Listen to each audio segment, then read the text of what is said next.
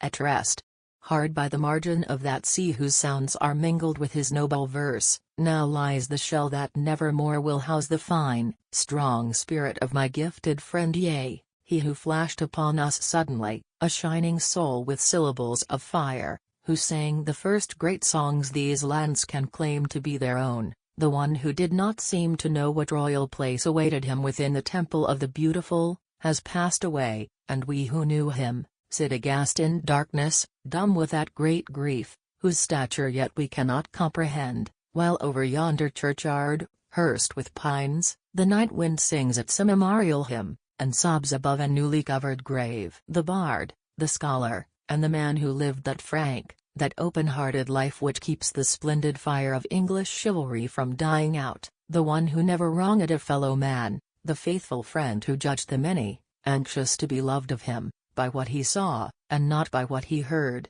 as lesser spirits do, the brave great soul that never told a lie, or turned aside to fly from danger, he, I say, was one of that bright company this sin-stained world can ill afford to lose. They did not know, the hundreds who had read his sturdy verse, and reveled over ringing major notes, the mournful meaning of the undersong which runs through all he wrote, and often takes the deep autumnal, half-prophetic tone of forest winds in March, nor did they think that on that healthy-hearted man there lay the wild specific curse which seems to cling forever to the poet's twofold life. To Adam Lindsay Gordon, I who laid 2 years ago on Lionel Michael's grave a tender leaf of my regard, yea I, who culled a garland from the flowers of song to place where Harper sleeps, I, left alone, the sad disciple of a shining Ben now gone. To Adam Lindsay Gordon's name I dedicate these lines, and if 'tis true that, past the darkness of the grave,